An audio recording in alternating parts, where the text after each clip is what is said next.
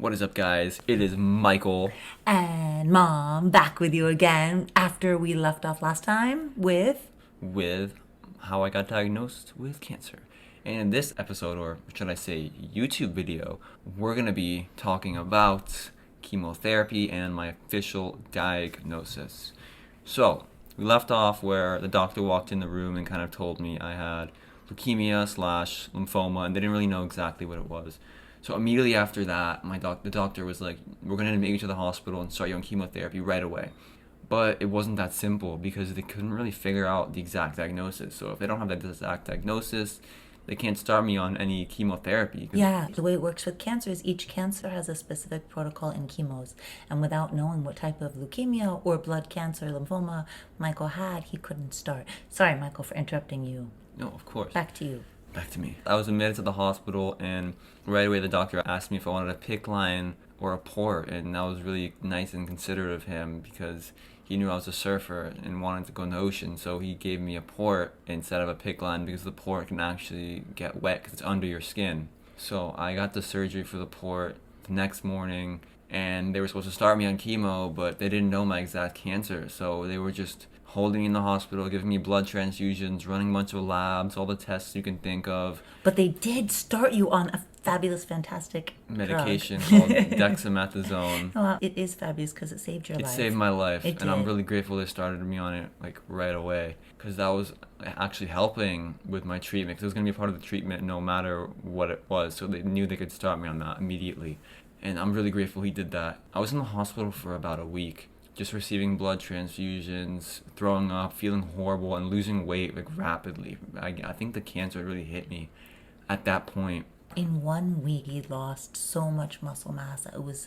For me, it was shocking. And I was like, I don't get it. He went into the hospital, not healthy, but it seemed like he was getting worse. But it turns out it was actually his cancer doing that to him. Yeah, and I went home, and I was super weak, like so weak. The next few weeks waiting until I got my official diagnosis were like so worrisome and so anxiety riddling. We were just at home every day texting the doctor, and we did go to the hospital a few times a week for blood work, of course. Yeah. You know, we're waiting every day to find out the diagnosis, and part of us was like, wait, what if you don't even have, like, we really didn't know anything. We're like, well, maybe you don't even have cancer.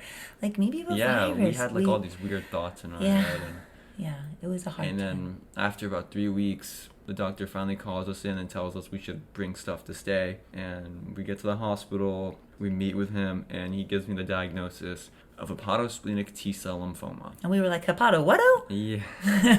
we were so shocked at what this was, and he was like, we have to get you into remission as soon as possible and then give you a bone marrow transplant. And I had no idea what a bone marrow transplant was, except I knew that at one point in treatment my dad might have needed one. So for me it was like, oh no, this is kind of scary to hear these words. Yeah. I didn't know what it was, but next thing I knew after the diagnosis, I was being taken upstairs to the 6th floor, which is where the oncology and hematology floor is, and I was starting chemo that night. It happened very, very fast. It happened really fast. It happened fast, and then there was like a slow pause of 3 weeks, and then really fast again, and we've been on that roller coaster. But what was so cool about this diagnosis, cool or interesting, is that it turns out the pathologist at Nicholas Children's Hospital figured out what Michael had, like right away, within like 48 hours. But because it's such a rare cancer, she actually told the oncologist, Dr. D, listen, this is what I think it is, but I don't want you to trust me. She's like, I want other people's opinion as well because it's so rare. And it turned out she was correct. They sent out Michael's bone marrow to like all of these other hospitals around the country and even around the world to figure this out. So it was like this amazing team effort, which gave me so much confidence in his team because they were so humble and willing to listen to other experts. I thought that was like a really big part of your story, and it still is. I feel like your doctors along this have been so willing to not say that they are God, you know. They're really humble, and I'm very grateful that they reached out, and because it's a rare cancer. It's a rare one, and I'm happy they made sure. So I'm really grateful for that. But yeah, when I started chemo, you know, I did one cycle. I was in the hospital for 6 days, my first cycle, and I went home after that, and immediately my hair was already falling out. It was so crazy. Intense. Like, I thought that it was gonna be after a few cycles that my hair was gonna fall out, but I got home and it was like I was so weak already. It was a very intense treatment. The treatment was really intense, and it was like I was just kind of glued to my house for a little bit. It was just, I would be watching Avatar all day. But I remember your dad, when he had his first cycles of chemo, I remember us saying after he made it through his first cycle, we're like, wow, you handled that so well. It wasn't that bad. But for Michael, it was like the first cycle and he was like down. It turned out it was a much more intense chemo that Michael got because they really wanted to get him in remission quickly because his cancer was so aggressive. It was crazy to go through that transformation. Just I was so prepared though. All my friends shaved my head with me, and that was so cool. That was just so awesome. I love my friends for that. And they were there for me, and we were all balled together. And of course, no one experiences chemo for you, but it was a nice gesture from them, and it really made me happy to know that they were by my side, like for real. Being all bald with the boys was such a cool experience. That's when I made that video. Yeah. I made a really cool video I posted on Instagram, and it was an important turning point. For us, it was really, really and truly like an about face. There was no pause. As soon as you were admitted for the bone marrow biopsy, it was like, boom, you have cancer, boom. We had to wait a few weeks for the diagnosis, but you were on medication, and then you started chemo. And when we were in the hospital for that first cycle of chemo, I think it was the second day that we were there, we met the bone marrow transplant doctor. She came in to talk to us, Dr. Godair. And then we found out what bone marrow transplant actually meant. Yeah, I didn't know it was such a long admission. Intense. And such a socially isolating and crazy, recovery. No. It was like a year of recovery, she told me at least, and I was like, what? I didn't know. I thought a transplant was just, I'm gonna be in the hospital for a few weeks and then I'll go home and be done. But she was also amazing. And I think I had some photos around. We were talking to her. She saw that you were a surfer. And Michael's like, I don't even know if you brought it up or she brought it up. She's like, well, you'll probably be back in the ocean in a year. It turned out to be much longer. But at the time, a year, we were both like... shocked. Michael, tears in his eyes, like, how am I gonna go? This is a beach kid, grew up in the water. He's like, how can I spend a year of my life without going in the ocean? That was a big shock. Yeah, and it turns out that wasn't even the biggest shock, but that specific day it was a lot to take in. I knew I was gonna have to do radiation, and it was like everything was just so planned. There was nothing that was unclear to me. It was like, you're gonna get into remission, this is your life right now. While I was going through chemo, some people say you can kind of live a little bit of a life during chemo. For me, not at all.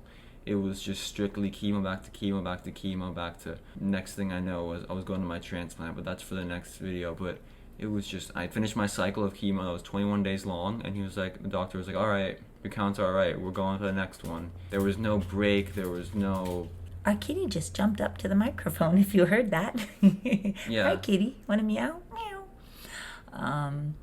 You know what I wanted to say really fast? That is also when we got to know the Nicholas family. The nurses they just made us feel like we had a new family. And that may sound dumb and it may sound cliche, but I cannot express how important that was, because when you're spending 24/7 someplace, it's really important to feel that care and that love and that trust. And we trusted them. I trusted them with everything. With everything. I mean, you had to. They were taking care of me during chemo. They were the ones that had to be on top of my meds. And oh my God, and I remember people reaching out to me and saying, you should get a second opinion and all of this. And I was like, hold up. His doctor was reaching out to other doctors for second, third, fourth, fifth opinions.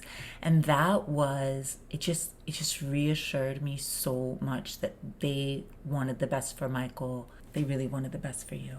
They did, and chemo was interesting. I had the worst mouth sores ever. My lips That's what he thought until he got to BMT. Yeah, that's true. I had so much acne from one of the steroids. It was painful acne all over my back, my face. It was disgusting. I was bald. He says it was disgusting, but I looked gross. I think I looked gross, and he thought that. But you know what was so cool was, this was also one of our first lessons that we talked about in one of our podcasts, is that it didn't matter how he looked. People loved him more and more and more and more and more, because his beauty from inside was like radiating. And it is true, when I look back at pictures, I think, wow, it's true. You had so much acne in your moon face and lost your muscle mass, but it did not matter to one person in that hospital. They just loved you. But that also comes to you because you're a pretty loving I guy. was raised by a wonderful mother. Aww, and a cute little kitty cat. True. But yeah, I did 3 cycles of chemotherapy. The treatment was called hyper-CVAC. Plus Peg. Plus Pegasaurus. Pegasaurus. I don't know if it's called Pegasaurus. It's called Peg. It's called Pegasaurus is a Peg, dinosaur. But Pegasaurus sounds cool. So we're going to call it Pegasaurus. But yeah, that's what I did. And after 3 cycles, I was in a deep remission. And I was Not to be mixed up with a deep sleep. Not very many deep sleeps No because deep of the sleeps steroids. at that time. Not at all. Not at all. Especially in the hospital. No. But yeah, I was thankfully in remission after 3 extremely marvelous cycles of chemotherapy. And then dun, dun, dun, dun. It was going to be time for my bone marrow transplant.